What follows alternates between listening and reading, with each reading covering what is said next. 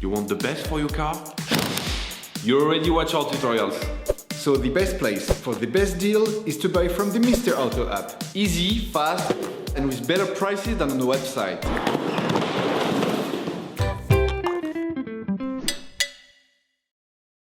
You will find the bulk inner and outer tie rods used in the video exclusively on the Mr. Auto website and through the link in the description. Turn your engine off and pull up the handbrake. To be able to change the inner and outer tie rods on your vehicle, you must lift the front of the car and remove the wheels to gain complete access to the steering system. Loosen the stud bolts on the front wheels. Raise the front of the vehicle and put it in the 2-axle stands. We strongly suggest watching the tutorial, raising your vehicle safely, before carrying out this step.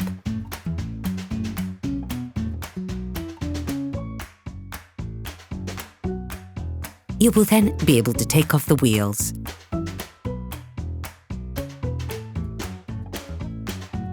Don't forget to slide them under the vehicle. You can now see the outer tie rod end.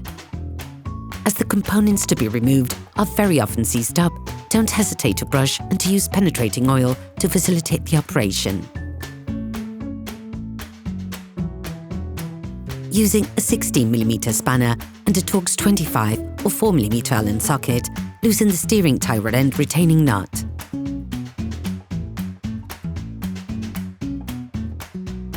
With a marker, trace a line between the axle joint and the tie rod end.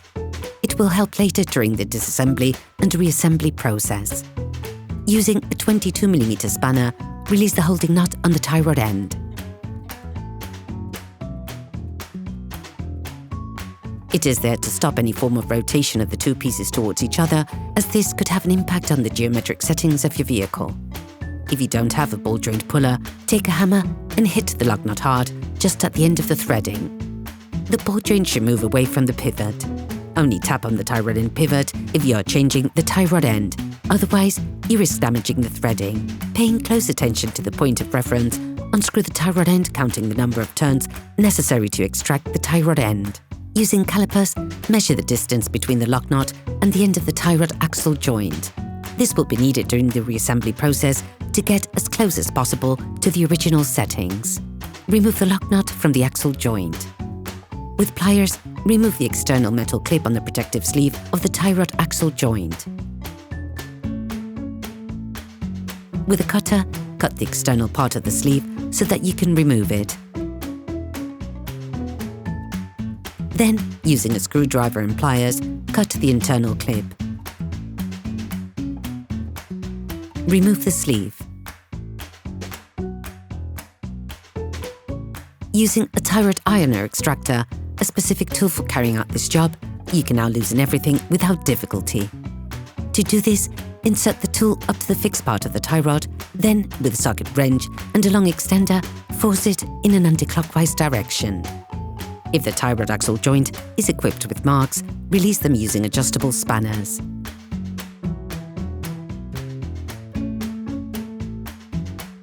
All parts used in this tutorial are supplied by our trusted partners. These partners also help us create as many video tutorials as possible. Check them out in the description below. You will find the bulk parts and products used in the video on the Mr. Auto site and in the link in the description. Take the new tie rod axle joint. Put it in the steering cock housing. Still using the same tool or using an adjustable spanner, lock the tie rod axle joint, but in a clockwise direction this time.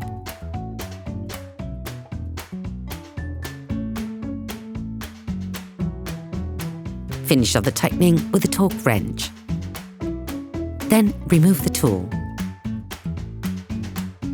Take the new sleeve. Grease the end, as it will make it easier to put the sleeve on. Put the internal clip back on. We recommend putting screw clips on, as access is really rather difficult when trying to use a specific tool.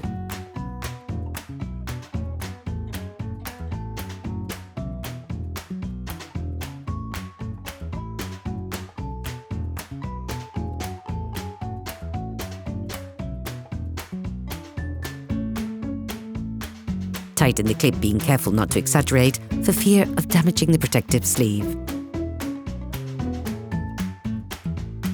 Then put the external clip in place.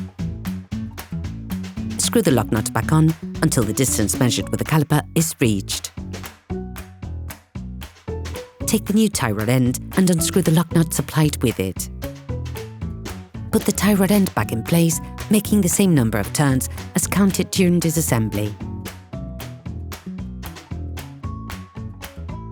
Checks on tyre alignment, when carried out by a professional, will guarantee that your steering system is perfectly aligned and is in good working order.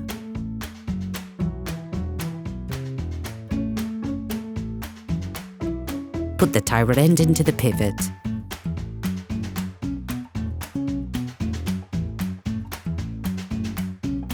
Reassemble the nut supplied with a new part and tighten it with a spanner.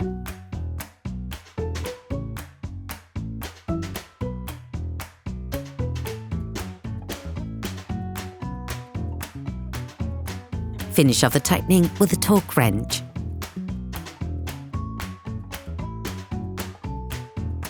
Screw the lock nut onto the tie rod end on the side of the tie rod axle joint.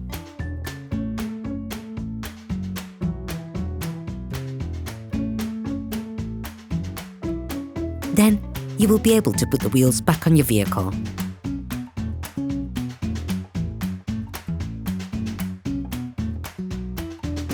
During this operation, it will work on the steering system of your vehicle. Checks on tyre alignment, when carried out by a professional, will guarantee that your steering system has been perfectly aligned and is in good working order.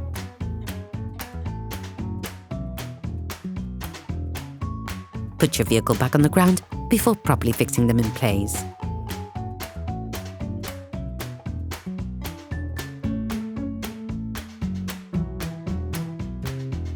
Operation completed.